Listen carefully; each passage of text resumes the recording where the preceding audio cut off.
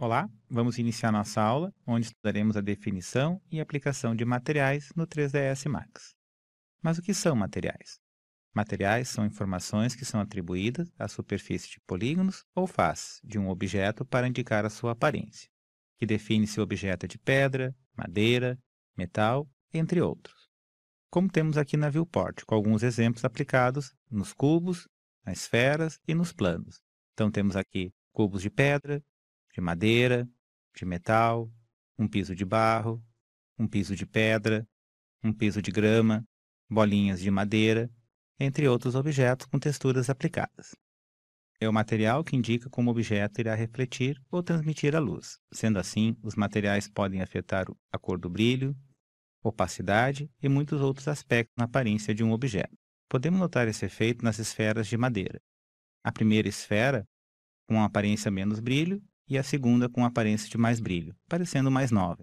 Reparem que podemos atribuir materiais a objetos individuais ou conjuntos de seleção, para que uma cena possa conter vários materiais com finalidades diferentes. Vejamos aqui o exemplo das caixinhas. Então, tem uma caixa de pedra de um tamanho e duas menores, a mesma para madeira e para a área de metal. A gente pode aplicar vários materiais em um mesmo objeto ou em vários objetos. Ok.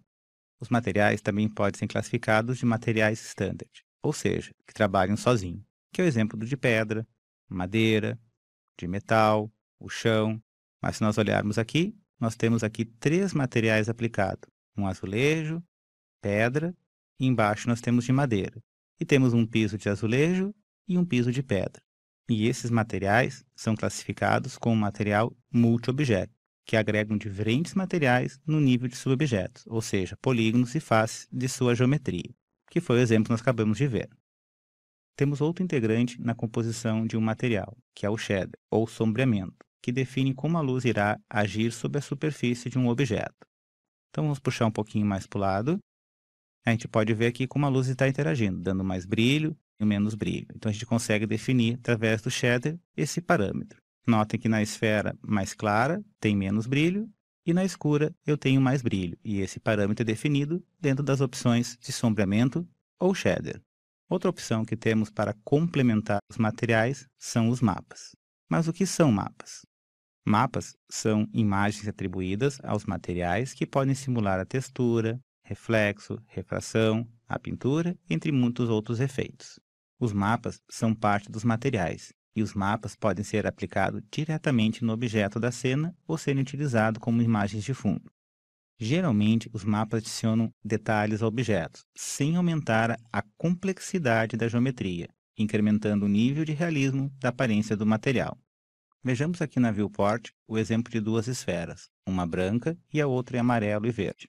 Nessas duas esferas foi criado um mapa de relevo, sem aumentar a complexidade da geometria, como eu tinha comentado antes. E esse efeito não aparece na viewport. Então vamos gerar uma imagem das esferas para notarmos os relevos. Então vejo aqui o mapa Bump, que cria os relevos aplicados na bolinha amarela. Vejo que tem um pequeno relevo e nessa bolinha branca como se tivesse amassado ou que fosse um granito.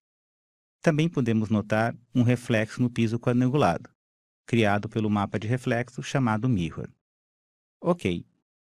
Um mapa pode ser constituído por uma imagem que chamamos de bitmap, ou texturas controladas por cálculos matemáticos, que nesse caso denominamos de mapas procedurais. Por exemplo, podemos facilmente alterar o tamanho dos quadrados e sua cor, conforme a necessidade do seu projeto, pois os mapas são procedurais, que é o caso do nosso chão quadrangulado. Ok? Para criar ou alterar os materiais, o 3ds Max possui uma ferramenta específica chamada de Material Editor, ou editor de materiais. Até a versão do Max 2011 contavam somente com uma versão do Material Editor, mas a partir da versão do Max 2011, o editor de materiais foi reformulado, criando assim uma nova versão. Maravilha! Assim nós finalizamos nossa aula, onde aprendemos a definição e aplicação de materiais. Ok? Então até a próxima aula.